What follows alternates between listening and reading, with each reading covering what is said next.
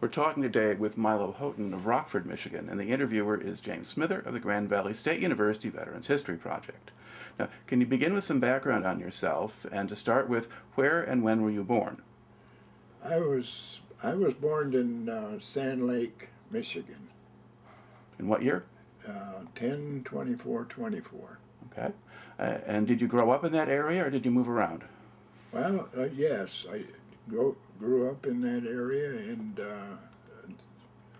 didn't move very far, but I was a mean little feller. Mm-hmm.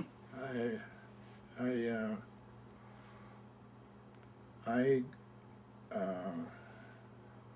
went to high school and I got in a fight. The war was going on. I come home to I had to give the citation to my dad and mother. And he said, Milo, he said, there's a war going on now. You like to fight so well, I'll take you down and sign you up. That's what he did. He took me down and signed me up. Of course, I was only 17, so I could only be in the war 4 years, and so. And you needed your parents' permission to enlist. Oh yes. Yeah. Now, so when did you enlist? I enlisted in. Let me see. Just after Pearl Harbor? Just shortly after Pearl Harbor. Yeah. So I guess they have you officially entering service at the end of December of '41. Yeah. That's what's in your service record. So, okay. So, to back up a little bit, what did your family do for a living while you were growing up? Well, with farmers, and mother was she was a good cook. We didn't have everything, but we had meat and stuff like that. There was a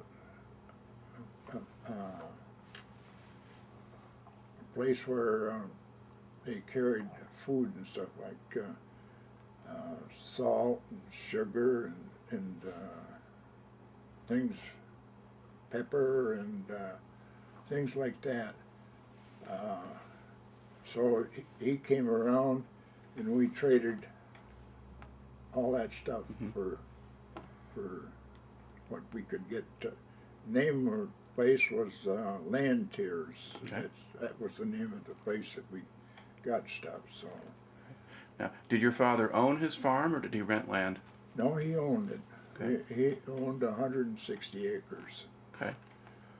And some of it, well, I would say probably half of it was farmable.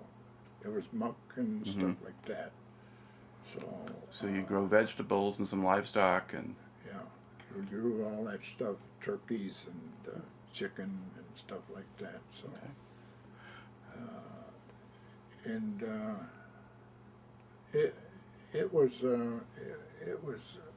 quite an experience. Of course, after 70 years, I forget a lot of things, but if you ask me the questions, I can answer them pretty good. Okay, so when you were growing up, did you do a lot of work on the farm? Yes. Okay, what kind of work did you do? Well, everything, I guess everything that you could imagine, like planting carrots and onions and stuff like that. And I remember one time I seen my dad had a stick and he was going like this, and he put seed on it. Of course, I didn't know what he was doing. So I went down and I went like this and all, I erased it all. And he was mad, but He couldn't catch me because I was fast. Well, how old were you then, do you think? Probably I was probably 5 years Mhm. old, 5 years old, Yeah. and Hard to get too mad. well, yeah, but I have pictures of the, my aunt took pictures of my fist like this, you Mhm. know. And it's over there. You can see it, but it I don't know. It wasn't a hard life. I don't think. Okay. Now, did you have farm machinery or horses or? We had horses. Okay. The horses done all of our cultivating and stuff like that. Okay. And, All right. So, what year of high school were you in when you left? Were you a senior by then or a junior? I was probably, well, I went all the way through high school, or one grade school, 8th Mhm. grade. Right. Then I went into high school, and well, like I said, I came home and told my dad I Right. got in a fight, and couldn't go back for 2 weeks, and of course he was said, well, It's time to go fight. You like to fight so well that you can sign you. I'm going to sign you up, and so. But anyway, when I went to Pearl Harbor, I got there. Well, you're jumping ahead a little bit. Let's back up. First of all, how did you learn about Pearl Harbor, the attack on Pearl Harbor? Oh, that was something that practically everybody at that age knew. Mm-hmm. You know, that was after Hitler and stuff. Right. Because the war was already going on in Europe at that point. Yeah. Now, were you paying attention to that, or were you just minding your own business? Minding my own business. Okay. And then when the Japanese attacked Pearl Harbor, did you have a radio at home, or did you have to learn about the attack from other people? I think that we had didn't Kenneth have a TV? That was later. Is that later? I'm jumping ahead of myself. Yeah, because they just had radios in those days. so- Radios, yeah. Radios, yeah. Okay. Now, after you enlist, now, which branch of the service did you choose? Oh, the Navy. Okay, and why the Navy? Why? Because I liked the water. I didn't think there was another guy, a neighbor, that signed up with me. Of course, I don't know. I don't think he was forced in it, but he went with me, and he wanted to be a cook, so he chose or that would be the West. Yeah, be the West. And I went, well, would that be West? Well, be a cook. You could be a cook in any branch of the service. Yeah, so- but I didn't want to be a cook. Okay. My mother was too good of a cook. All right. She, So you like the Navy, and then where did they send you for your basic training? I think it was Chicago. Yeah. Great Lakes? Great Naval Lakes. Base there? Yeah, Naval Okay. Base there. And what do you remember about the training there? I think it was about 1 week of training. They needed men, and I think I was there just about 1 week. I don't remember too much about it because I often look at the picture there on the wall Mhm. up there, and I wonder, you know, how many people that survived this. Mm-hmm. But I don't think about it too much because it gets you kind of, you know, I don't know. I don't think it's good for you. Probably not. But you didn't get to know those men either. If you're just there for a week, you all go your separate ways after that. Well, I remember my dad and neighbor came down to see me there, and they stayed there, and the next day, before the next day, I was shipped out that fast. So, And where did they ship you out to? San Diego, California. Okay. Now, how did they get you from Chicago to San Diego? I think it was on a train. Probably. Yeah, it was on a train. And do you remember anything about the train trip, or? Not going down, but coming back, I remember it. Okay, so we'll deal with that when we get there. Because you get to San Diego, and when you arrive at San Diego, what do they do with you? I drove truck for a little while, and so that didn't last long because the Sperry was almost ready to go. So I went on that, Okay. and in fact, I went on the top decks. They had two cranes that would be to lift the submarines halfway out of the water, so they could inspect the screws and stuff. So The Sperry was a submarine tender then? yes, USS Sperry was a submarine tender then. Okay. And then, did you have a specific job or assignment? So they put you on the top deck, so what were you doing there? I was on the top decks. I was. I didn't know much about machinery or how machinery worked, but I soon learned, Mm-hmm. and I operated the cranes. The Sperry had two cranes, one on each side. Mm-hmm. It couldn't lift the whole submarine, but it would lift it part Yeah. way out of the water. Pull the bow or the stern out, Yeah. so they could work on it, So they could work on it. So. and the water holds up the rest of it. Yeah. Right. Okay. Right. All right. Now, how long did you stay in port at San Diego before you went out? I would say not more than a week, because the Sperry was ready to almost ready to go. Mm-hmm. In fact, I was on top deck handling the lines when we went down to the water. Okay. So they were launching the ship then? Yes. Okay. So is this a brand new ship? Yes. Okay.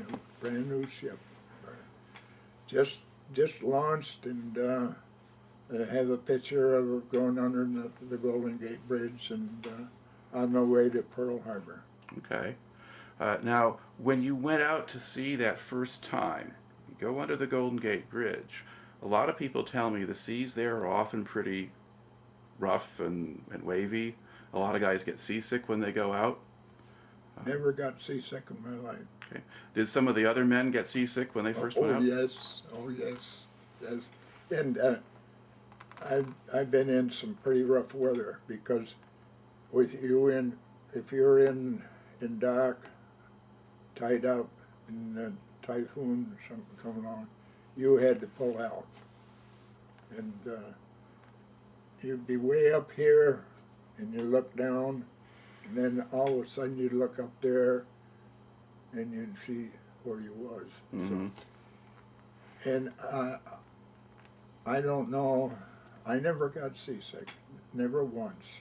I just kind of fell into it. So Okay. So you get out across. About how long do you think it took to get out to Pearl Harbor? I would say probably a week. Okay. Did the ship zigzag and change course? Yeah. Of course, I didn't understand what it was doing or anything, but I was on watch Mm-hmm. up on the top deck and everything. So then when we got to Pearl Harbor, the ships were all smoking. I mean, and my brother was on the West Virginia, and he was an engineer. And he, that's the first thing I done was to see where he was or see he survived. Mm-hmm. And he survived all right, but there he stood on the deck holding the gun. And he didn't know anything about a gun, but he didn't have hardly any clothes on. And there he stood. Of course, he knew me, but Mm-hmm. So I called home and told him that he was all right, but he wasn't in very good shape because when the West Virginia, the Japanese hit the torpedo went in down where he was, and it made a hole, Mm-hmm. and then it exploded and threw him back out through that hole and up into the water. Wow. It's just amazing. Of course, the water was on fire, there's oil and Mm-hmm. stuff like that, and there he stood, just as He got burned very badly too. oh yeah, he was burned. But then the four stacker A destroyer? destroyer came along and needed an engineer real bad. Mm-hmm. So they fixed him up, gave him clothes, and run around. And then after that, we met quite often. He'd be in the port, and I would too, and Mm-hmm. we'd, and we had some pretty good times when we met. All right. Now, after you got to Pearl Harbor, did you stay there for a while, or did they send you out right away? We wasn't there. I don't think we was there very long because they wanted the Sperry to go to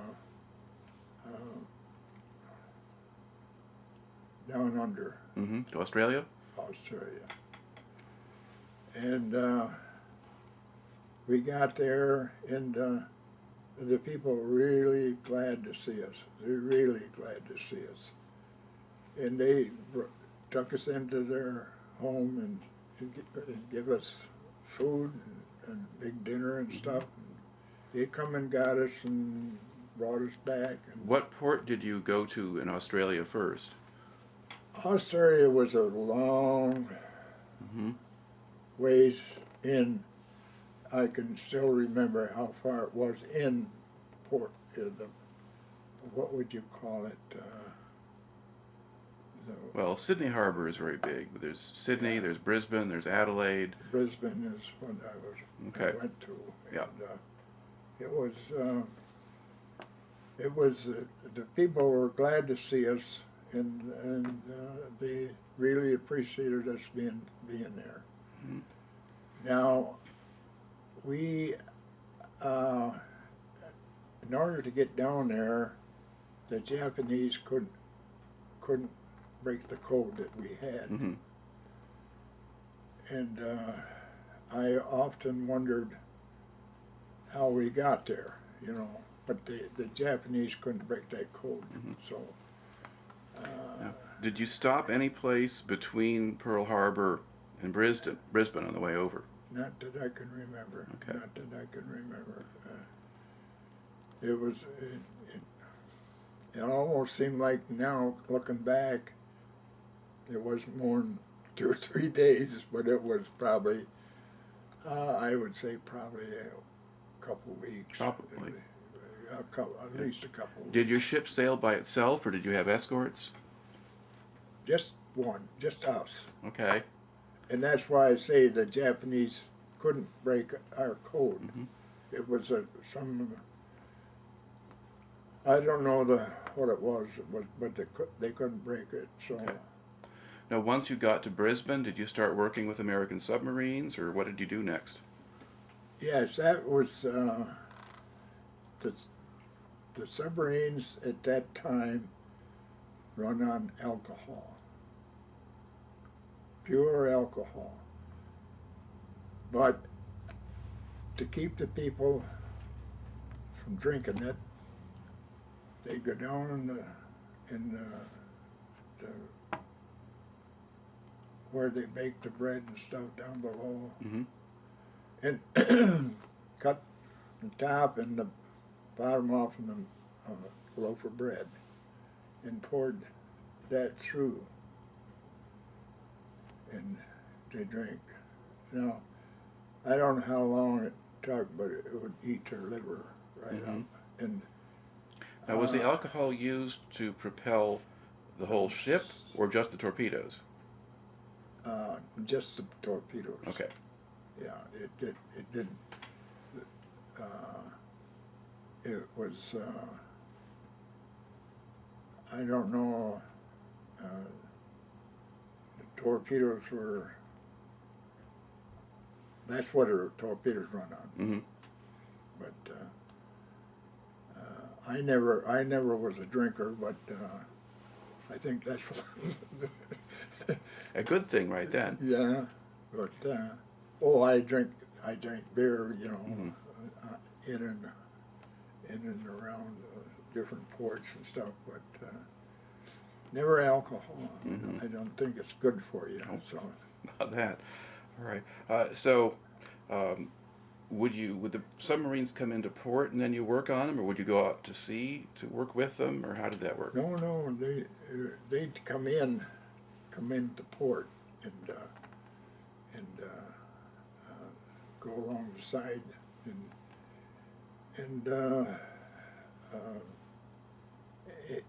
it's kind of funny that I don't know how long this guy he was at the USS Fulton. That was our sister ship. Mhm. It was alongside or across the port from us, and they let's see, they where am I at? You were talking, I think, about the guys who were drinking the torpedo alcohol. Yeah, and I heard a gunshot. It was this submarine, or the other sister ship Mhm. aboard. And then come to find out that he'd been drinking and he ate his liver up. So Mhm. I thought that was enough. That maybe a beer or two wouldn't be so bad. Okay. Now, did you talk much to the submarine crews? Quite a lot. In fact, I have a book, Thunder Below, Mhm. right there that he sent me. His name was his name was Captain Flusy. Mhm. You had to be careful how you pronounce that name. Yes. And he was quite a captain.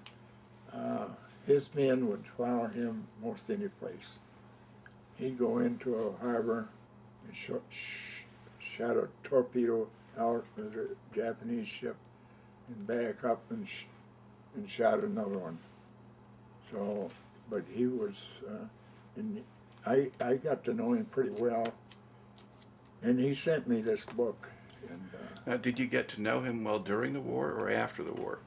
after the war, we you know, of course, he was older than Mhm. I was, and then I didn't receive letters from him or anything, so I just figured that he was gone. Mhm. So, but I often wonder about him because he was quite a captain. Right. Okay. Now, you're there at a time when the Americans lost a fair number of submarines in the early years of the war, Yeah. and some of them go out and they don't come back. I mean, did you learn much about what happened to submarines, or? No, because we wasn't allowed anything, not cameras or Mhm. anything. I mean, they didn't hardly tell us anything. I mean, of course, I can see now why we didn't have a camera and stuff because, Mhm. but I often wonder it would have been nice if it did have a camera to Mhm. take pictures. Of course, Sure. you know, picture cameras were, well, I don't know what they were. There wasn't much, you know, back then, even then. Yeah, but there were small portable cameras that you could have, and sometimes somebody smuggled one onto a ship or into his unit. That'd be But court-martial. yes, you would. Court-martial right now. then, and so we wasn't allowed anything like that. Okay. Now, did you spend a long time in port in Brisbane, or did you go out into other places while you were still with the Sperry? We wasn't. Well, we was there quite a while, and the people there was glad to have us, and they invited us in their Mhm. homes and fed us good. You know, it's a lot better than going down in the ship's Right.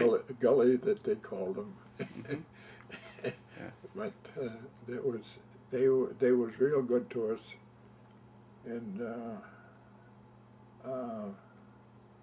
this one captain, I got to know him real well, and his name was Captain Frucy, and you had to be careful how you pronounce his name, but the men would follow him anywhere, Mhm. so that's why he was such a good captain.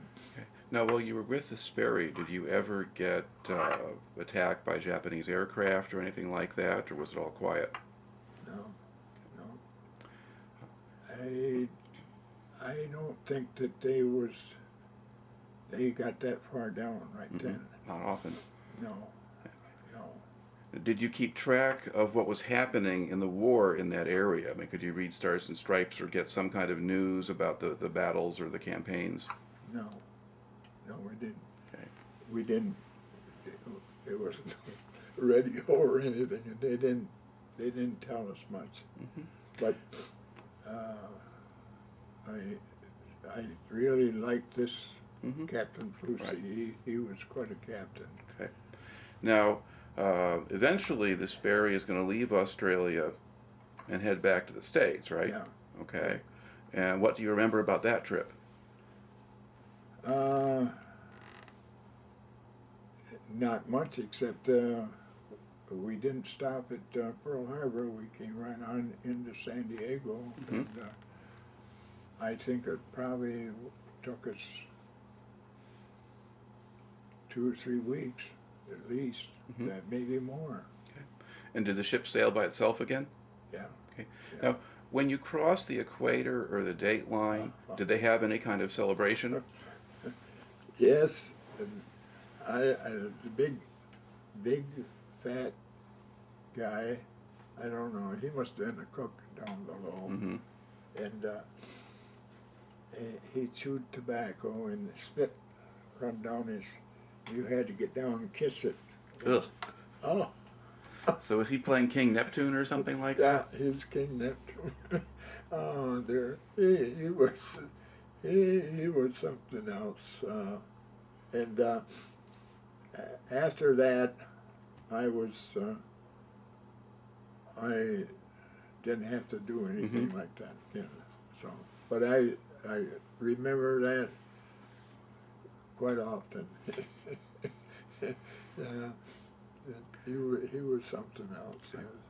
Now, when you got back to San Diego, did you get to go home, or? Yes. Okay. Yeah.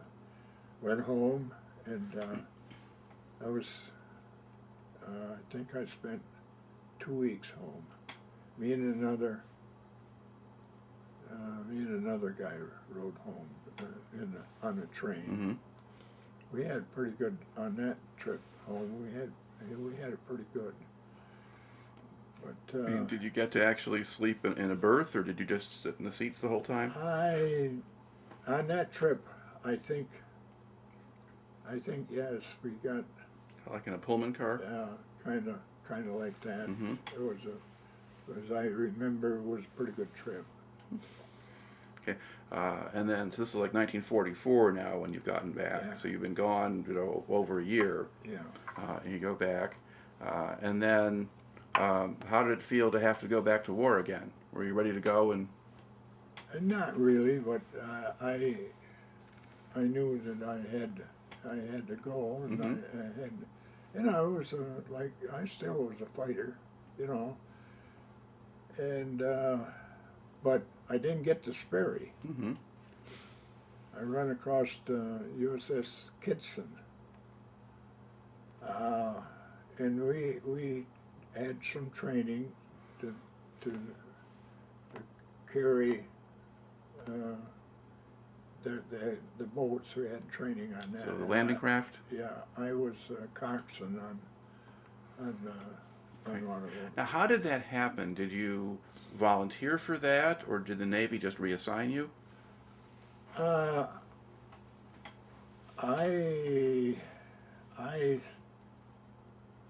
think I was, I was a big, strong guy because I was when I was home working and stuff. I hauled milk and stuff, and I muscled up like, and I guess they thought I'd be a good one for this here Okay. Higgins boat. All right. So, and describe the Kittson. What kind of ship was it? It was a new ship, and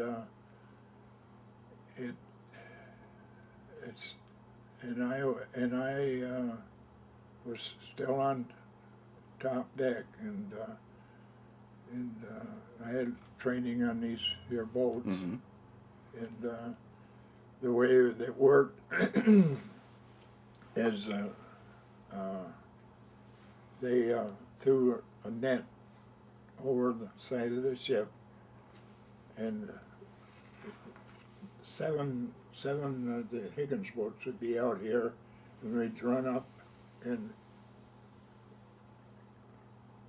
by the nets, and here comes the Army people, not the Navy, the Army, Mm-hmm. down into the boats, Right. and we'd go back and circle around. I think there was 7 them boats carried, and they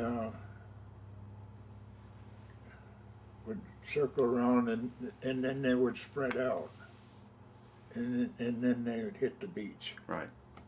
Now, where did you do your training for using those boats? Was that in San Diego? Or? Yeah, it was in San Diego. So did you practice actually landing on beaches? Yeah. Okay. All that, yeah. And were there any tricks to operating one of those boats? Yes, you had levers that went head or back, Mm-hmm. another one head, and it would switch you right around, and you'd reverse it, and it would go this way. Mm-hmm. So, when you went straight, you had your hands in both levels. Okay. And did it take a fair amount of muscle to control those and move them? When it was loaded down with, I think, something like, I think it was around 40, and there was actually loaded the Army personnel Right. was loaded down, so Okay. it actually did.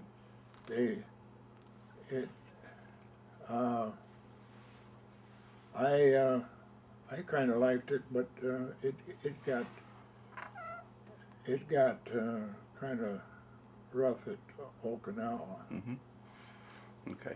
So you join the ship, and then the ship goes out of San Diego. Is it still 1944 at that time, do you think, or have you made it to 45 yet? Oh, no, it was 44. Okay. Yeah, 44. All right. And then where do you sail to? Back out to the South Pacific, and it was one of the places was, I think one of the first places it was Okinawa. Well, I think looking at the itinerary of your ship, it looks like you stopped at some of the smaller islands along the way before you got there. I probably did, but it's been a long time ago, and I tried to forget a lot of stuff that I went through. You Okay. know, I tried to forget it, but it was. I know they wanted to help me at one time, but I refused. I take care of myself. You Okay. know. So Okinawa, though, that was the real battle that you were involved in, with the actual invasion on a beach. Mm-hmm. Okay. So do you remember being part of the fleet that was heading over to Okinawa, or assembling the fleet, or did you just go by yourselves again? You know, I don't really remember. I think, of course, the Kittson was a brand new ship too, Mm-hmm. and I don't remember. The only thing I remember is going there and getting ready to carry out the army. Right. Now, did they have the Army troops on the ship with you, and they'd climb down the nets off of your ship? Or did you go to other people's ships and they got off of those? No, when they threw the net over, Mm-hmm. we'd come along in the boats. Mm-hmm. We'd come along and Right. load down with troops. Okay. But were those troops, were they on the Kittson, or were they on other ships? They was on the Kittson. Okay. So Kittson is carrying troops and the landing craft. Yeah. And so you're running a landing craft. Yeah. Okay. And then when you go to Okinawa, were you there on the first day of the invasion? Oh yes. Okay. And Oh, do you yeah. remember the bombardment or anything like that happening? Not. I remember the first day we was there. It was a beautiful day. And then, right at dusk, the Japanese struck. Mm-hmm. Oh, we could almost, they were driving the suicide planes. Mm-hmm. And that was, they was taught to be suicide. Right. I mean, they figured this was their whatever, but they would come down so low that you could even see the pilot. Mm-hmm. And I don't know, I just missed them. Did they target your ship, or Well, were they going of for other course, things? they had to go out. The ships had to go out. Mhm. Or it had to be underway. Yeah. And just luckily, for 3 weeks, for 3 whole weeks, I never got out of that boat. Mm-hmm. The only thing I had to eat, or we had to eat, was rice. They didn't even drop any C rations for you, or K rations? Yeah. You mean the Japanese? No, the Americans. If you're on a little boat, or you're going back and forth to the American ships, right? Yeah. Yeah. So you're loading new men or supplies, and you're bringing them out down to the beach. Yeah. But nobody ever gave you any food except rice. No. Oh. No. Of course, they for 3 weeks they would. During the day it would be sunny and everything, Mm-hmm. and right at dusk, here they'd come. Mm-hmm. Of course, now, I remember Midway Island. Mm-hmm. That's exactly midway between the United States and Japan. Yep. We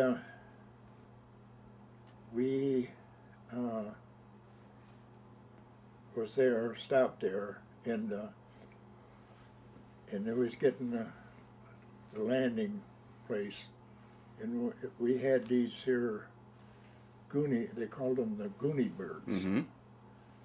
They'd, you know, waddle along the runway, and I'd have to chase them off. Mm-hmm. You know, when they get up in there, they were just beautiful. They just beautiful. But that was probably one of the places that really we won the war Mm-hmm. on Midway Island. Right. It's because of the landing craft. Well, Our that was a carrier battle. yeah. Midway was. Yeah, but I figured that was a place where the ship or the planes would land Mhm. and then take off from Right. there. Right. So, but that was I figured that was one of the places that saved Mm-hmm.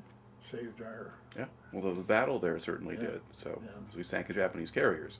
yeah. That was back in '42. But you got to stop by and see it when you were going back and forth across the ocean at that point. Yeah. Okay. Now, when you were off Okinawa in that time and you're spending all that time in your landing craft, so at night they didn't pick up the landing craft and put it back up on the Kittson? You just stayed in the water? Stayed in the water. Okay. Because the Japanese would strike right at dusk, Mm-hmm. and then the ship would have to go out Right. of port. Okay, so it left you behind? Oh yeah. Oh, okay. For 3 weeks, we never got out of them boats. Right. And I vaguely remember trying to miss them big ships going out of port, Mm-hmm. and not knowing that they would come back, but they did. For 3 weeks. Did you see any of the ships getting hit by the kamikazes? No, not really. I'm sure they was, but of course, I was on the USS Yeah, Kittson. you couldn't see too much probably from where you were. No, but just before it got dusk, though, I could see the pilot of these suicide planes smiling away, just like it was really nice. Mm-hmm. Ooh. Okay. Did you go ashore at all in Okinawa? Could you walk around a little bit when you landed or anything like that? I probably did, but I don't remember. Mm-hmm. That is a little bit further ahead. Right. I'll talk about that a little later. Okay. Now, during those 3 weeks, I mean, how did you get things like fuel or fresh water? Well, we did get on land. You know, Right, okay. It got water, and but water and rice is all we had. Yeah. Well, if you're getting it from Okinawa, maybe that's what they captured a lot of rice. Yeah. So they're giving that to you. Yeah. No, we had it. We got it off on the ship. Okay. But, I was for those 3 weeks. I was always busy Mm-hmm. when I was getting the army to shore. Then I would have to come back and take supplies to shore from the ship. Did they ever have you take casualties back to the ships? Not that I can remember. Maybe it did, but I don't remember. But yours that. is mostly men and supplies and bringing things to the island from the Yeah. ships. A lot of them, I just try to remember sometimes how many of the armies, survived, but I'm sure a lot of them didn't. But Yeah. Well, they took a lot of casualties. I mean, most of them did survive, but it was a very difficult battle and a long one. yeah, Now, after those first 3 weeks, then what happens? I just I guess it was about time for me to come home on leave again. Okay. Yeah, it was. So the Kittson and yeah, the Kittson came back home and let me see. I'm a little bit confused here. No, I didn't go back. You might have stayed for a while longer, because Yes, after I stayed, Okinawa, they yeah. were planning to invade Japan. Yeah, that's right.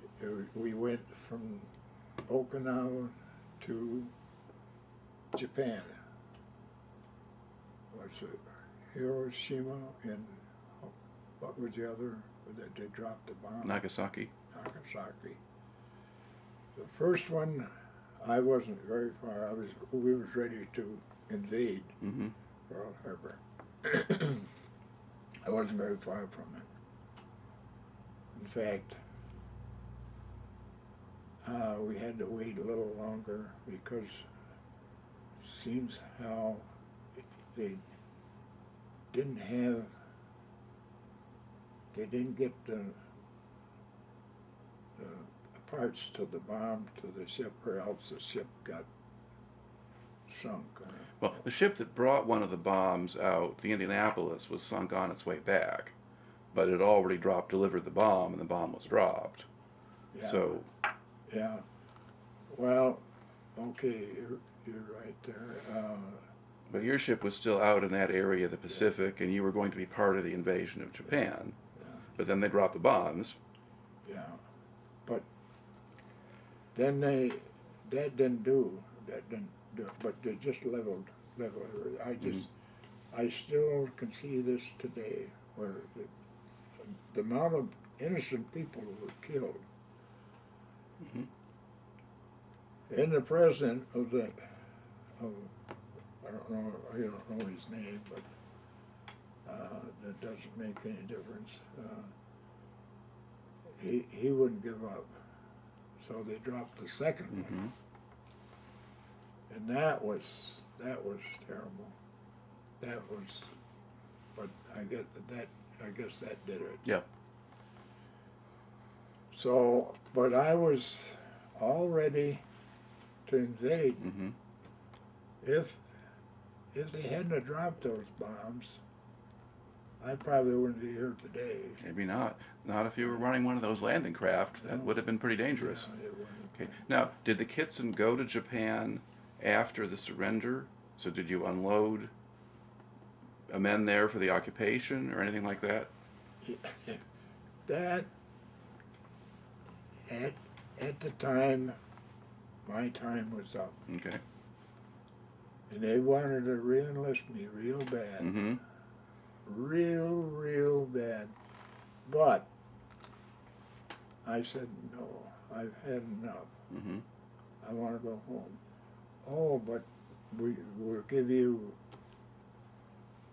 a rating. Mm-hmm. I forget what went from the rating that I was to, I guess it was quite a bit higher. Mm-hmm. They did everything they could, and I said no. I said I've had enough.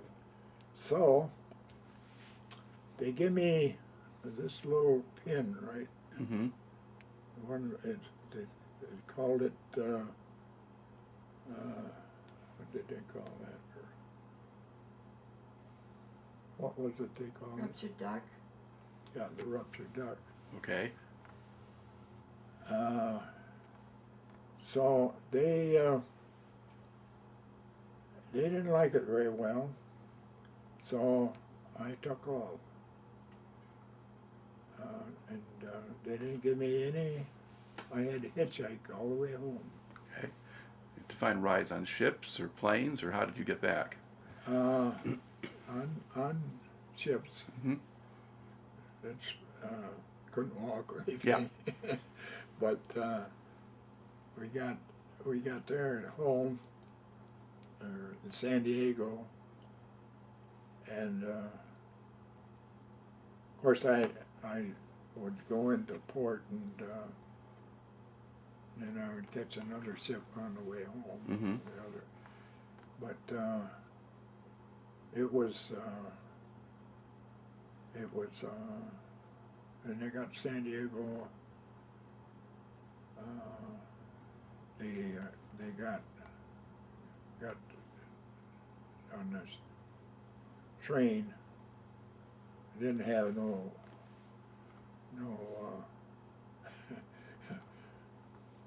I had to ride on the outside of the plane, or the train. Okay. Black smoke coming, you know. With a steam engine to pull it and That's what burning they call coal. it. That's what they call the hitchhiking. Mm-hmm. And of course, somehow, when I got home, or got to Sand Lake,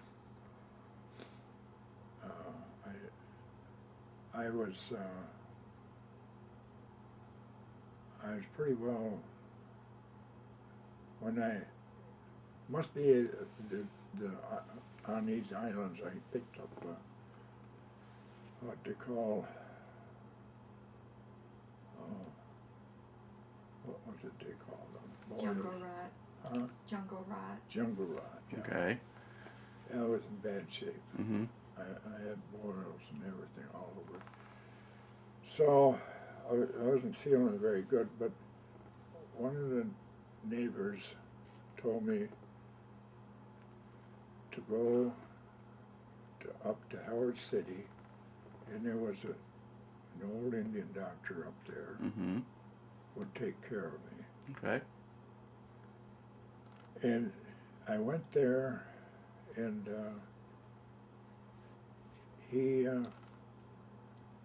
I put $2 in the box there. Mhm. He had, and he'd come in, read my hand, told me where I'd been, Mm-hmm.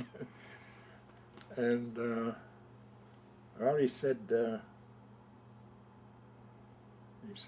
I can fix you up. I don't think he had my name or anything, but Mm-hmm.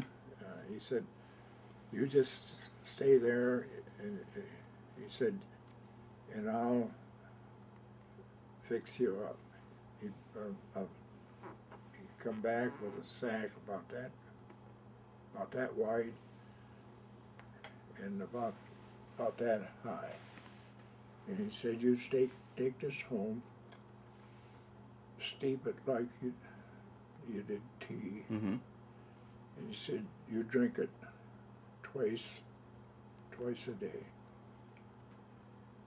And he said, this will take care of you. And you know, after about a week or so, I could tell the difference. Mm-hmm.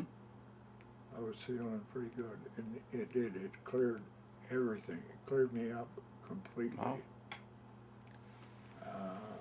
And I think it's coming back a little, or it has been, because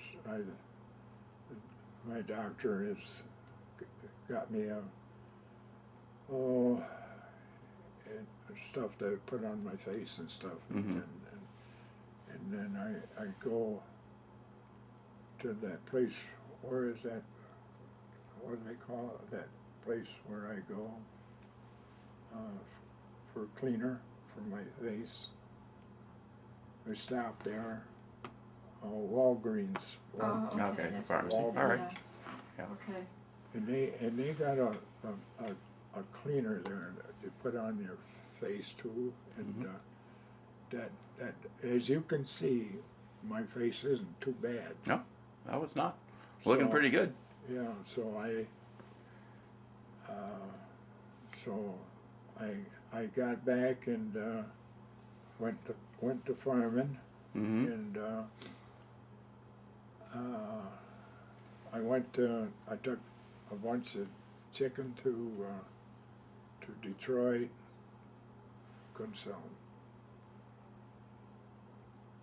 You know why? Why? They didn't have any heads on them. Okay. So I had to take them back home, and so I had 5 acres of mushmelons I put in, Mm-hmm. and I had them all sold, every one of them, and that night we had a frost, and the melons would have been all right if I'd went out and took them off of the vine. Right. I mean, taking the separator. Okay. So I quit farming, and I went back to carpenter work. Okay. And so is that what you did as a career then after that? Yeah, I've been a carpenter and, for quite a few. Okay. Now, did you do construction work or furniture making, or what did you do? I done mostly construction work. Okay. I done a lot of. I built small homes and not big homes or Right. anything, but I went and helped people. Just doing work for them, and I didn't get paid for them, but I don't know. All right. Now, so has he left out anything important from his Navy story? I can't think of anything. Okay, well, But good. I probably don't know everything either. All right. Well, I guess to look back on it now, what do you think you took out of that time you spent in the Navy? Did you learn anything from it, or did it affect you at all? Oh, I think so. I think I did. I think that that somebody must have been looking down on me to go through all this stuff, Mm-hmm. and I often wonder. I say to myself,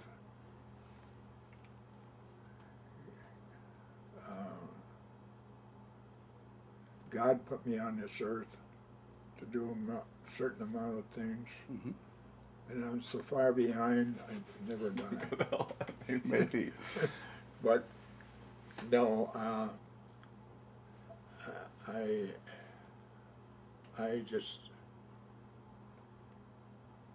my family all had high blood pressure, all but one, Mm-hmm. and that was my oldest sister. She didn't have high blood pressure. But my wife, Dorothy, she worked for a doctor, and I think she knew medicine she knew medicine real well, which I didn't. And she's put a real healthy meal for breakfast, and at dinner time I have a banana and an orange and a drink. Mm-hmm. And not a alcoholic drink. Yeah. And at summertime we just, Yeah. eat what we had leftovers. Well, but you're doing well, and I'd just like to close this by thanking you for taking the time to share your story today. All right. Very good. And that will be a wrap.